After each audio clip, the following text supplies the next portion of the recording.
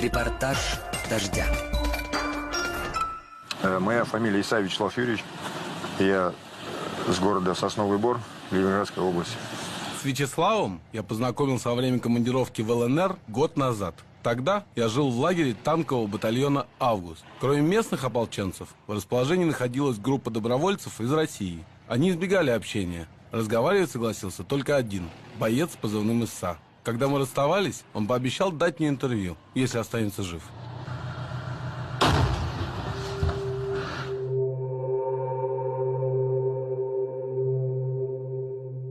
И вот недавно, среди ночи, мой телефон зазвонил. Иса сдержал слово. Через несколько дней в центре Москвы он рассказывал, зачем поехал на Донбасс. Ну, как и все, по желанию сердца помочь русским людям.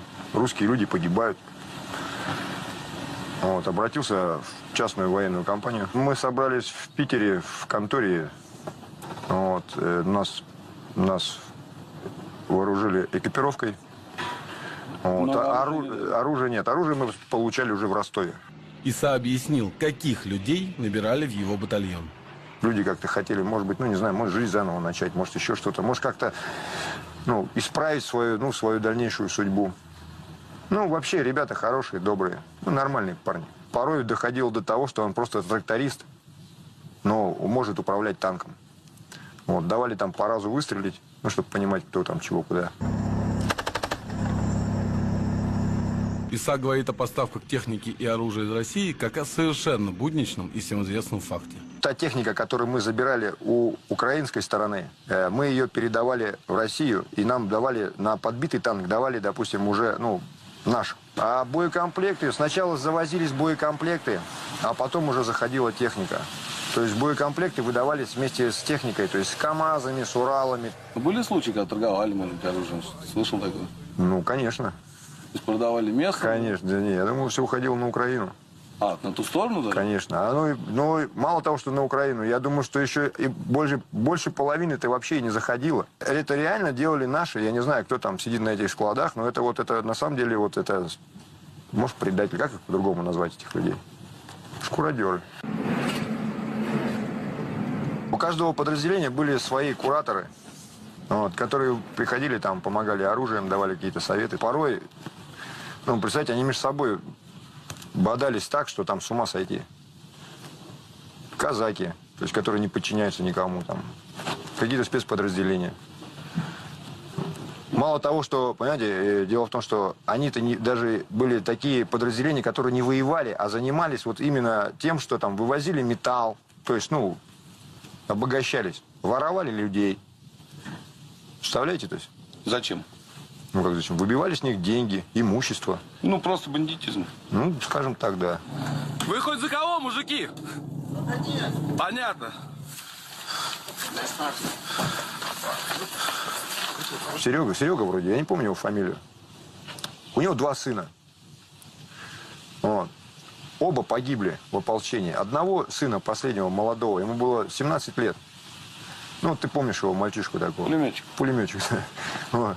Его просто застрелили в спину. Вот как ему отцу, понимаешь, вот как ему отцу, вот как вот ему быть? Ну, скажи, за какой режим он пойдет? Застрелили в спину свои же. Да, свои же, вот, понимаешь, вот как, вот, ну. Неужели вот эти боеприпасы стоили жизни вот этих вот людей?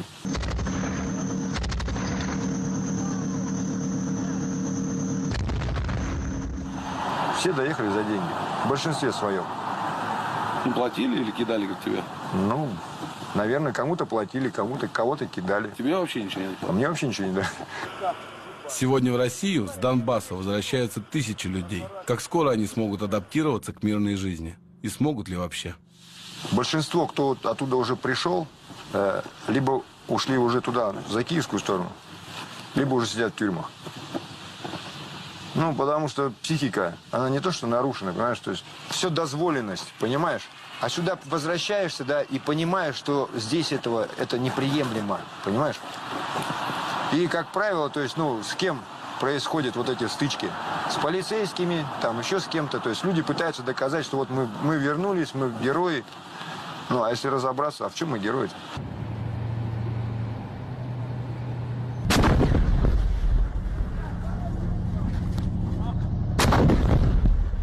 Я обращаюсь к Владимиру Владимировичу Путину. Владимир Владимирович, ну, они, правда, того не стоят. Ну, вот нашей жизни российских людей вообще не стоит вот этого всего. Пускай сами между собой разбираются. Ну, за что? Ну, так чисто я говорю, ну, глупо же. Ну, просто за что? За этот Донбасс? Ну, подождите, у нас рядом Ростов, все то же самое. Я не знаю, кому вообще нужна война. Если чисто обкатывать там, ну, своих, ну, понятно. А так чисто ложить головы там за, как говорится, даже братья, ну, я думаю, оно того не стоит.